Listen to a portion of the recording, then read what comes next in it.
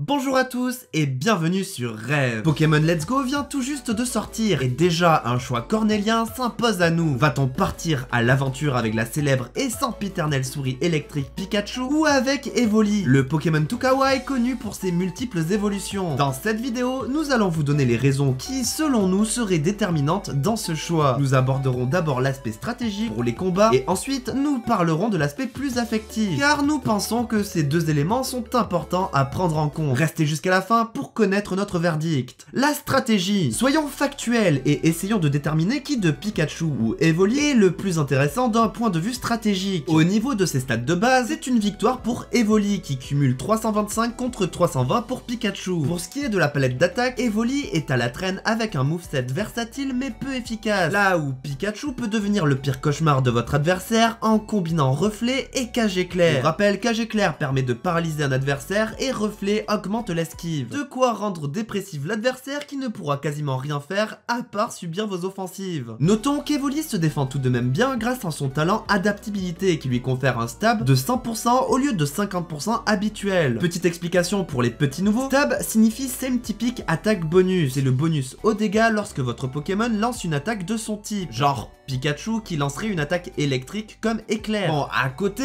on a le talent statique de Pikachu qui lui octroie 30% de chance de paralyser un adversaire en cas d'attaque directe. Parlons un peu faiblesse de type maintenant. C'est un échec cuisant pour Evoli. En effet, son type normal le rend faible face au type combat et quasi impuissant contre le type spectre. Vu que les attaques de type normal ne peuvent pas les atteindre, vous ne pourrez donc pas bénéficier de votre stab contre eux avec Evoli. Ce qui fait donc une faiblesse cumulée à une impuissance, contre une seule faiblesse pour Pikachu avec le type sol. Bon, après, il faut garder en tête qu'Evoli peut évoluer vers 8 types différents. Les faiblesses d'Evoli pourront donc être facilement compensées par la suite, là où vous restez coincé sur le type électrique avec Pikachu. L'un dans l'autre, même s'il se défend vaillamment, force est de constater qu'Evoli est assez faiblard face à Pikachu. On peut donc en conclure que dans leur forme basique, c'est Pikachu qui l'emporte sur ce tableau. Niveau affection, alors là, nous allons être totalement subjectifs. Qui de Pikachu et Evoli est le Pokémon qui procurera la meilleure compagnie? Commençons par l'aspect décoratif. Comme vous le savez, Pokémon Let's Go est une sorte de remake de Pokémon Jaune, et votre starter sera hors de sa Pokéball, en référence à Pikachu qui refusait d'y rentrer à l'époque. Pikachu sera d'ailleurs perché sur votre épaule alors qu'Evoli sera perché sur votre casquette. À vous de voir quelle partie de votre corps vous voulez mettre en valeur. Niveau kawaii, ça se discute. D'un côté, nous avons la célèbre souris jaune qui a su donner ses lettres de noblesse à la franchise, et de l'autre, nous avons un genre de combinaison entre un chihuahua et un renard avec des yeux de biche à faire fondre les cœurs des racailloux. Ouais, perso, on a une préférence pour Evoli à ce niveau. On est peut-être un petit peu anticonformiste. Bon, en vrai,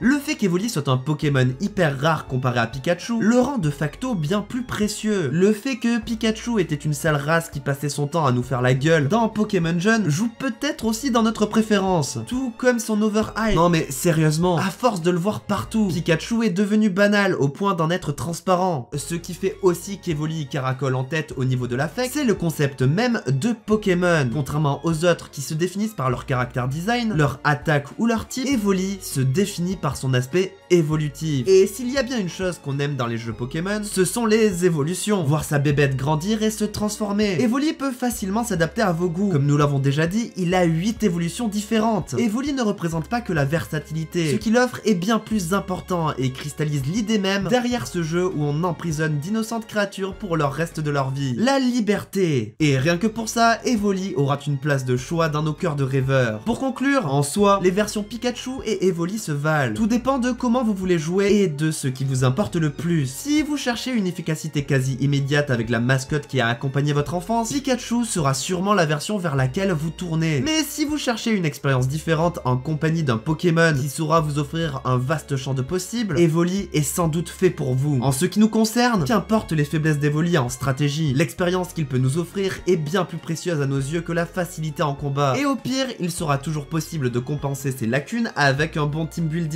Evoli, nous te choisissons. Et vous, vous choisiriez qui? N'hésitez pas à nous faire part de votre choix et à nous l'expliquer dans les commentaires. Et sinon, cette vidéo est déjà finie. Comme d'habitude, si elle vous a plu, n'hésitez pas à mettre un pouce bleu et à vous abonner. D'autant plus si ce n'est pas la première vidéo que vous vous surprenez à apprécier. Et sinon, comme d'habitude, on se retrouve dans une prochaine vidéo.